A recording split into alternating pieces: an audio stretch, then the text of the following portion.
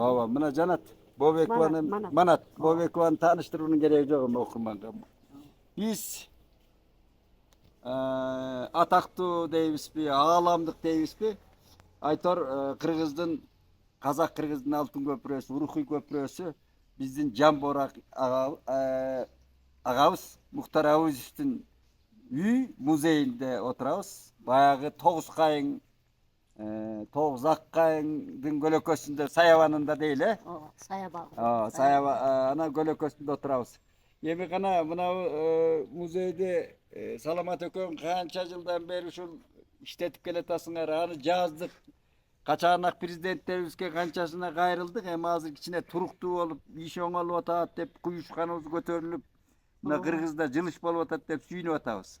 Ана мен 3 жылдан бери келе эле келем. Баягы пандемиядан мурда ошондон келе эле келем. Анан ал боюнча илгери Жээнбеков президент кезде анын аппарат башчысы да кабыл алган. Эсеналиев деген жигит. Баарын оңдойбуз дейт. Алар да өзүлөрү жок болду, каяктан оңдомогулу. Анан жылыш болду, эмне болду, өзүң айтып берчи.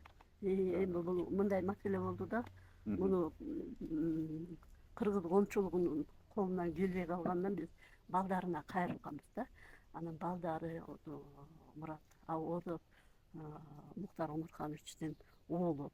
Ооба. Ошол киши, анан соратниктери, анан биздин кыргыздардан бир кыз Назгүл Турдубаева беле, ушул Эленора Турдубаева беле унутуп атам да. Ошол кыздар болуп, анан биригишип, кайрылып, анан жанагы бюджетке киргизүү маселеси талкууланып, 5 штат ачабыз деген сөз болгон. Сөздөн кийин Кимдер тарабынан болгон ошондо? Ошол эми Ким каржылайбыз деген, кайсы уюм, мекеме? Муну деген Маданият министрлигине тапшырылган да. Тапшырылыптыр. Бирок Маданият министрлиги акча жоктугуна байланыштуу деп эле ошол Маданият министрлигинде иштеген бер жактагы кыздар эле баягы жооп берип коюшту. Сырттан эле мындай жооп берип эле кетире берчү да, биз бара берчү. Анан могу былтыр эмес, былтыр го дейм. Былтыр кышында, январь айында Маданият министрлигине барып калдым. Ошол жерде маселе көтөрдүм, айттым. Алтынбек Максутов. Алтынбек Максутов министрдин өзүнө маңдайческий бир нече кишинин көзүнчө ошол болгон мүмкүнчүлүктү айттым. Мына моундай иш чара эмне үчүн балаңызга албай жатасыңар, эмне үчүн токтоп турат, кичине намыстаналы, намыс деген барбы сиздерде, эгерде иштете албай жатсаңыздар балдарына өткөрүп бергиле, же болбосо же Казакстандын элчилигине бергиле, же болбосо Казакстандын Кыргызстандагы элчилигине өткөрүп бергиле деп. Эми бул маселе эмнеден башталды? Бул маселе эми казак мамлекети ошол 25 жылдан ашуун ушул жерде маянасы жок иштеген Саламат Табышева эжени мындай колдоо, моралдык колдоо максатында ошол бир нече тиги орден медальдарын тапшырды да. Анан уят экен ошо. Акча берди ошо казактарда, акча берип турдубу? Кичине жардамдашты, балдары өздөрү жардамдашты. Манат, эми ушул жерде ушул суроо. Саламат ушул жерге директор, тазалачу, уборщица, кароолчу баардык милдетти аткарып келди, жалгыз. Канча жыл аткарып келди? 25 жыл жалгыз аткарып келди. Тыйын албай эч кимден. Ооба, эч кимден тыйын албай, бирок бул жерге ар жыл сайын балдары Мурат Муктарович келип турду, материалдык жардам берип турду. Тыйын албады дегени мамлекеттен, бюджеттен, бюджеттен эч кандай колдоо көргөн жок, тыйын алган жок. Ремонт иштерине эч кандай бөлүнгөн жок каражат. Эмне дегенде мамлекет өзүнүн балансынан чыгарып туруп Чолпон Ата Телекомуна ийилип койгон да. Алар болсо Саламат Орозбековнаны оператор катары Телеком болгондон кийин музей болбойт да. Музей китепкана деген болбойт.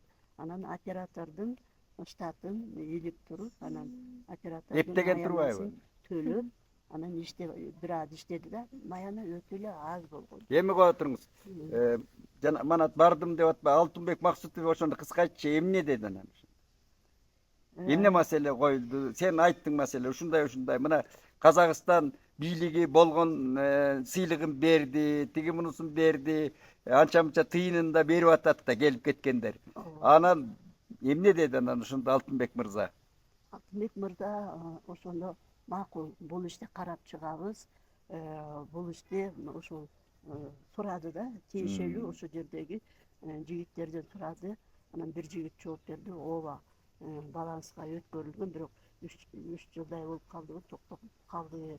Эмне дегенде бул музей кылабызбы же китепкана кылабызбы деген маселе менен токтоп калганбыз. 3 жылдан бери чечилбейт экен да. Эми менин билишимче 3 жыл, себеби 3 жыл катары менен барып аттык, эмне болду, а бер жактан Жок, айлыгы жок болсо ошо чечилбейт деген ошо. Айлык берилген жок да. анан кыздар айтып атты да, муну бир эме ошо саламат эже айтат эле, карап атат маселени депчи. Анан жооп берип атабы деп мен ошол жерде жашайм го. Кыска айталы, биздин каналыбыздын чектелүү да. Ооба, кыска. Манат мындай. Ошондон бери эмне жыйынтык болду? Ошондон бери мамлекетке алынды, 5 штат ачабыз деген, 3 штат ачыптыр. Ошол 3 штатты кароочусун, Директорун. анан директорун, анан китепканачысын. 3 штат. 3 штат. Китепканачысын да эми азыр китепканачы дагы музей кызматкери да болуп өзү жазып иштеп аткан. Айлык берип аттыбы? Ооба, айлык берип азыр убактылуу жайында деп, эми мен бул жагын билбейм. Анда мындай кылалы, болду манат. Ушу менен токтотуп туралы, саламат келсин, анан улайлы, Ошо жакшы болот. Баракеттүү. Саламат деген эжекебиз канча жыл болду ушул жерде кожоюндук кылып келатканыңызга мындай биздин тил кыргызча айтайынчы. 1982-жылы бул жерге жумушка кирген, китепканачы болуп. Ооба. Анан где-то 2000-жылга жакын заведующий болгон, кеме сокращение болуп, анан да 4 ставкалар болчу, охранник, уборщица, библиотекарь, анан заведующий. Заведующий кыскарып калды, анткени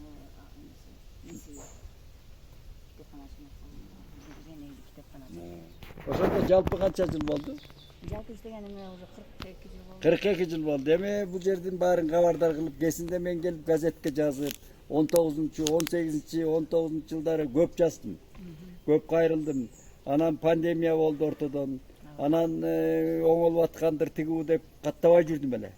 Анан эми өткөндө мына Мурат ага өтүп кеткенде дагы барбадык, бу топурак салып ал жерден көрдүм силерди, Манат экөөңөрдү. Эми саламат мындай.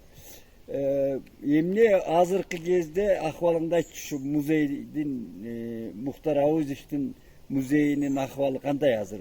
Маяна ким төлөйт, же болбосо кимден орусча айтканда подпитка болот, силерге акча берилет, ошону кыска. Былтыр январдан баштап, былтыркы жылдан баштап бизде Маданият министрлигине кошту. Маданият министринин балансына өттүңөр. Балансына толук өттүк. Так, Азыр болсо куттуктайм. Рахмат, чоң рахмат, ошол аябай жакшы кабар. Анан биз болсо азыр китепкана. Китепкана деп музей. Основной негизи китепкана. Азыр борбордук биздин борбордук. Жо азыркы мындай документалдуу аталышыңды айтчы, кыска. Библиотека музей Мухтара Ауезова. Ни имени жок. Музей ушундай аталат, документалдуу. Так. Анын канча штаты бар? Азыр штаты 3 штат бар. Охранник бар, библиотекарь бар, мен заведующий. Заведующийге канча акча төлөнөт? Точно билбейм, но колума 17 миңнен сом. Берки кызматкериңе? Кызматкериме болсо 11 миңнен сом, 12 миң. 12 миң. Дагы бир кызматкериңе? Охранник болсо где-то 6 миң бол. Ушундай. Колума бир 6 миң алды. Бул канчадан бери ошондой алып атасыңар? Былтыркы февралдан баштап биринчи мен эле которушту. Анан апрелде охранникти берди, июнда библиотекарь. Жаман эмес. Жаман эмес дейли. Бирок эми мына ремонт, тиги оңдоп түшө, мына уларды кармаганга да каражат керек да. Ал каралабы, каралбайбы? Каралыш керек, но берет деп ойлоп атам. Азыр жаңы эле алышты да, пока ошол. Эми жаңы 1 жыл болду да. 1 жылдан жылдан ашты уже, ашты. экинчи жыл Андан болду. бери оңдоп түсө, тиги бу жанагы и прочий дегендер бар да, мына тряпкаласың, же болбосо тиги Жок, ага пока эч нерсе бөлүнгөн средства, каражаттар. бөлүнгөн жок. Багы айлыктарыңардан жумшайсыңар да. Айлыктан эле эмес турабыз. Азыр бизге даже эме, мисалы, биз телекомго карап турганда, анан 2 жыл мэрияга карап калдык да. Ошондо бизге мисалы жыл сайын периодика газет журналдарга 20 миң бөлүнчү. Телеком деле 20 миң берчү, мэрия деле 20 миң берчү. А вот азыр министерствого өткөндө пока ошо каражат бөлүнбөйт. Газета, журналдарга жазылуугабы? Да. Бияка келип пашивка болуп туруш керек, Анан кийин окурмандарыбыз көбүнчөсү газет журнал окушат. Анан эми бул да бир суроо. Бул жерге киргенге билет сатасыңарбы? Жок, бул бесплатно. Бекер киресиң. Да, бекер кирет. Эмне үчүн бекер киресиң? Анткени кайсынчы бир жылдары болсо платный кылайлык десек, эмеге караганда налоговый инспекциянын налогтору кирешеден чыгашасы көп болуп калат экен. Эми бул дүйнөдө жалгыз эле сенсиң го дейм анда бекер кирген. Менимче бекер болбош керек. Жок, эми кишиге эле жок. Мен буну өзүнчө кеп кылам. Бул мынау чоң имарат, мынауынча мынау гүлдөрүңдү, мынаулардын баарын кайтарып карап турушка өзүнчө каражат жок да, туурабы? Охранник бар. Жок, охранигиң бар экен. Бирок мынауларга бир нерсе кетет да, жер семирткич кетет, муну уход кылыш керек, орусча айтканда, мынауну тазалап туруш керек. Анан бирдеме каражат, балка, мык алууга керек да, туурабы? Мында кыргызча айтып атам да. Анан эми бардык жерде эле акы төлөнөт го. Силерге эмне тыюу салганбы? Тыюу салынган.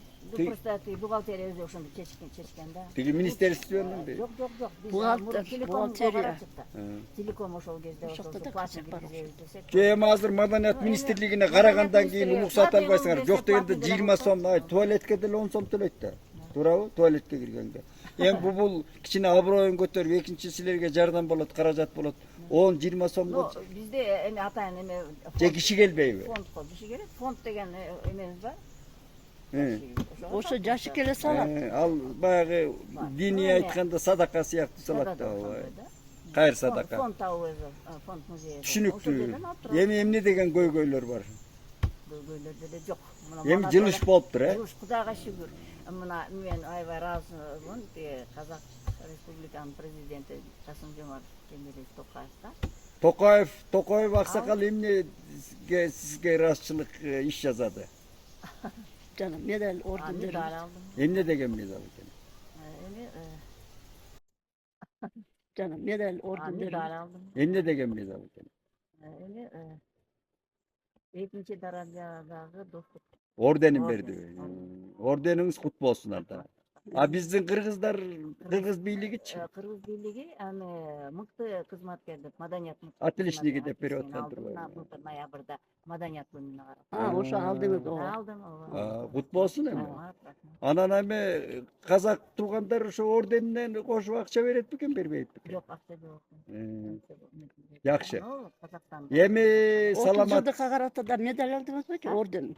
Казакстандын жанагы. 30 жылдын медаль. жакшы экен эми Достук орденди алдым. медалың акча болуп бербейт, ал кут болсун дейли, моралдык көңүл көтөрөт. Үчөө. Эми сияга рахмат. Ордендер көп деген, медальдар көп. Муктар агабыз кыргыздын, акча болуп бербейт. казактын алтын көпүрөбүз, биздин боорубуз, арбак ыраазы болсун.